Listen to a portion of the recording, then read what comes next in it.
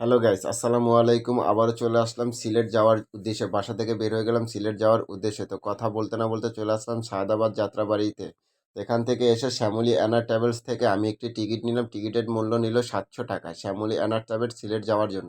তো এখানে অনায়াসে ২০-২৫ জন শ্যামলী কাউন্টারে বসে থাকতে পারবেন। তো আমাকে বলল যে আপনার গাড়ি ১২টা বাজে। তো আমি বললাম ঠিক আছে, ১২টা বাজে গাড়ি।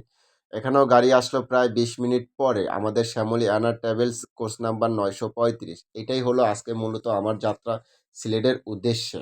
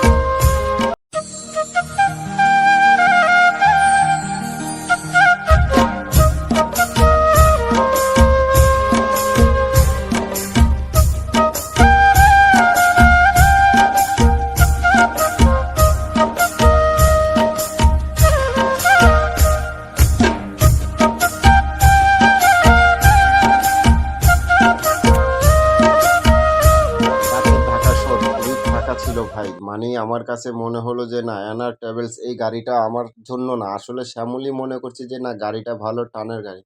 কিন্তু যে ভাই শ্যামলী গাড়িটা এত আমি আগে জানতাম না। তো ড্রাইভার সাহেব আমাকে বলল যে ভাই আপনি একটু দেখবেন কাইন্ডলি করে যে স্টাফ কোয়ার্টার দিয়ে ঢুকলে জ্যামে বাঁচবো নাকি মদনপুর দিয়ে ঢুকলে জ্যামে বাঁচবো না। তো আমি একটু ট্রাই করে দেখলাম যে না, মদনপুরের রোডটা খালি। তাই আমি ড্রাইভার সাহেবকে বললাম যে আপনি মদনপুর দিয়ে হয়তো ঢুকতে পারবেন, ওইখান থেকে জ্যামটা কম আছে। তো আমার কথা শুনে ড্রাইভার বলল আচ্ছা ঠিক আছে ভাইজান, আপনি যেটা বলছেন ওইটাই, মদনপুর দিয়েই আমি ঢুকবো তাহলে আর কি।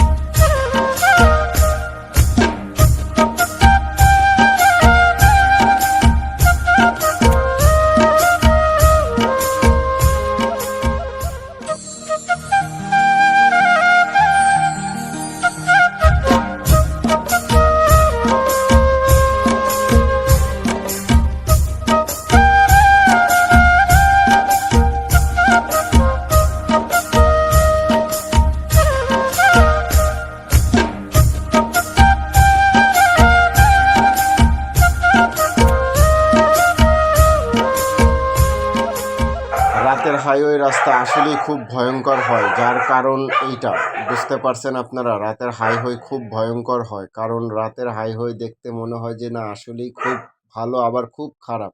রাস্তাঘাট ফাঁকা থাকে, ট্রাক থাকে, অনেক বিপদ থাকে। তবে আমি মনে করি রাতের জার্নিটা হলো সব থেকে পারফেক্ট একটা জার্নি লং ট্যুরের জন্য।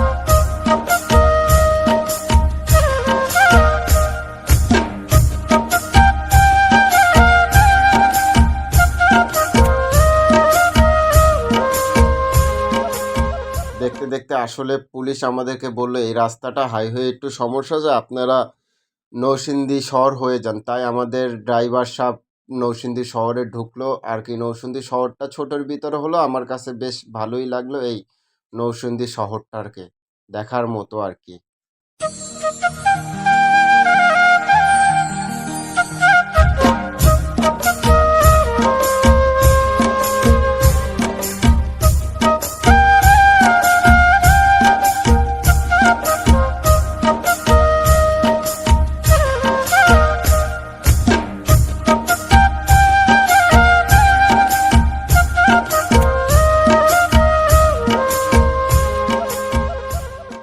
নরসিংদী শহর পার হয়ে আমরা চলে আসলাম ভৈরব জেলার ভিতরে। ভৈরব জেলার ভিতরে ঢুকে এটা হলো আপনার ভৈরব ব্রিজটা।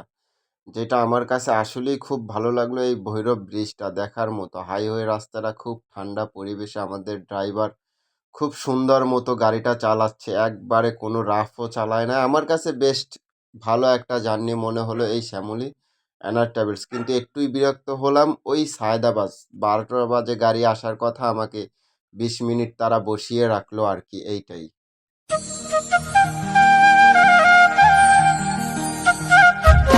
দেখতে, দেখতে আমাদের গাড়িটা ব্রাহ্মণবাড়িয়া এসে বিরতি দিল ২০ মিনিটের।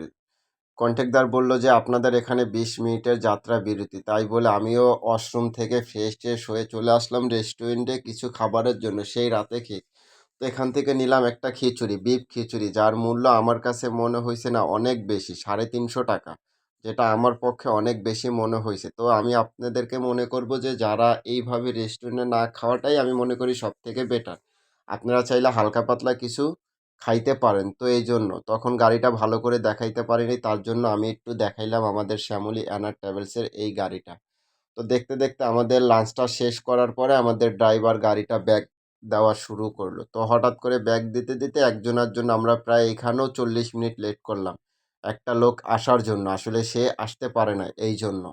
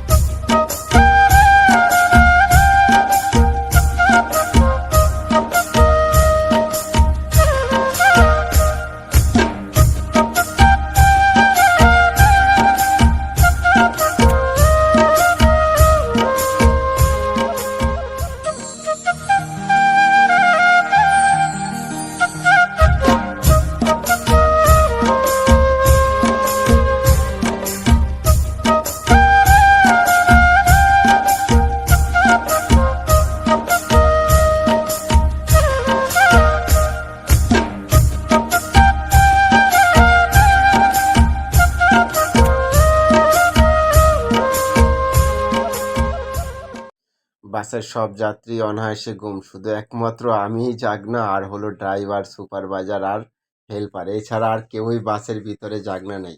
খুব সুন্দর লাগলো আমার কাছে এই জায়গাটা।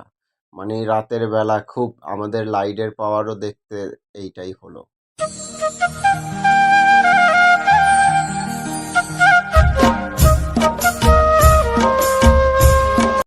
ভোরের কুয়াশাটা দেখতে আসলেই কি না ভালো লাগে। হ্যাঁ, একবারে পুরা নীরব, শীতল, ঠান্ডা, কুয়াশা।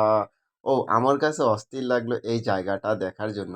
আমরা ইতিমধ্যে সিলেটে ঢুকে প্রবেশ করলাম। কিন্তু আমার কাছে কুয়াশাটা দেখে খুবই ভালো লাগলো যে না আসলেই যে শীতের, শীতের একটা ফিল তা আসলে এই সিলেট না আসলে আপনারা বুঝতে পারবেন না। আসলে।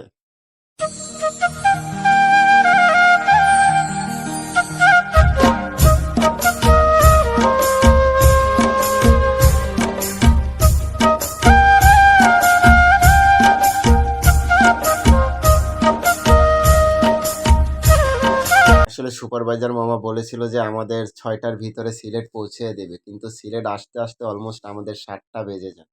যাক এখানেও ১ ঘন্টা লেট, তাও ভালো যে একটা সেফলি জার্নি হইছে। ধন্যবাদ শ্যামলী অ্যানা ট্রাভেলসকে এত বড়